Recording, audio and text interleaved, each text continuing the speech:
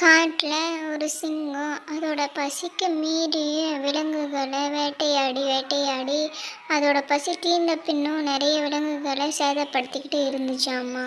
இதை பார்த்து மற்ற விலங்குகளும் ரொம்ப பயப்பட்டுச்சாம்மா சிங்கத்தை பார்த்து. எல்லா விலங்குகளும் ஒரு நாள் காட்டில் கூடி ஒரு முடிவு எடுத்துச்சுங்களாம்மா.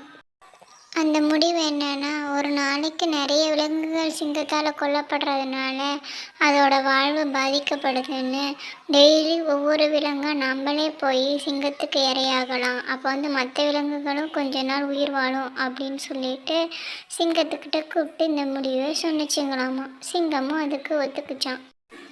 அந்த எடுத்த முடிவுக்கு ஏற்ற மாதிரி டெய்லி ஒவ்வொரு விலங்குகளாக சிங்கத்துக்கு இரையாகிட்டு இருந்துச்சுங்களாமா.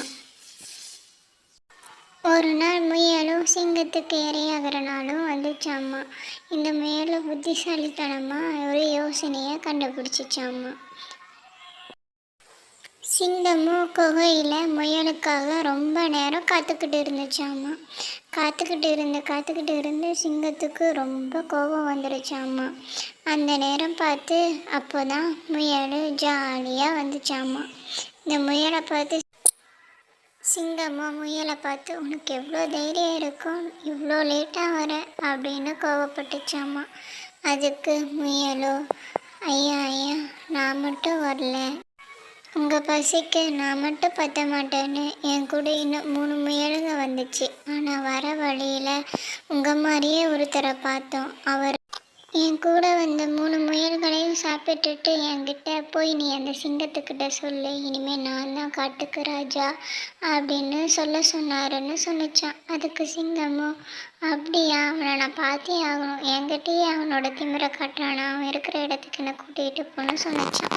அதுக்கு முயலும் சரி வாங்க கூட்டிக்கிட்டு போகிறேன்னு சொல்லி கூட்டிக்கிட்டு போச்சாம்மா. முயலும் சிங்கத்தை ஒரு கிணத்துக்கு பக்கத்தில் அழைச்சிட்டு போயிட்டு, இதுக்குள்ளே தான் அவர் இருக்கார், இதுக்குள்ளே இருந்து தான் அவர் என்கிட்ட பேசினார், இதுக்குள்ளே இருந்து தான் அந்த 3 முயல்களையும் சாப்பிட்டாருன்னு சொன்னிச்சாம்மா. சிங்கமும் ஓ அப்படியா, சரி எங்கே பார்க்குறேன்னு சொல்லிட்டு பார்த்துச்சாம்மா. அப்போது தண்ணியில் இந்த சிங்கத்தோட உருவம் தெரிஞ்சிச்சாம்மா. இந்த முட்டாள் சிங்கமும் இதோட உருவம் தான் தண்ணியில் தெரியுதுன்னு தெரியாமல், உள்ளதான் இருக்கியா நீ, இன்னைக்கு உன்னை கொல்லாமல் விட மாட்டேன் அப்படின்னு சொல்லிட்டு உள்ளே குதிச்சிருச்சாம்மா. குதிச்ச சிங்கமும் இறந்துருச்சாம்மா. முயலோ காட்டுக்கு திரும்பி மற்ற விலங்குகள்கிட்ட இந்த விஷயத்தை சொன்னிச்சாம்மா. மற்ற விலங்குகளும் இனிமே நமக்கு இந்த சிங்கத்தோட தொல்லை இல்லைன்னு சொல்லி முயலோட புத்திசாலித்தனத்தை பாராட்டுச்சுங்களாம்.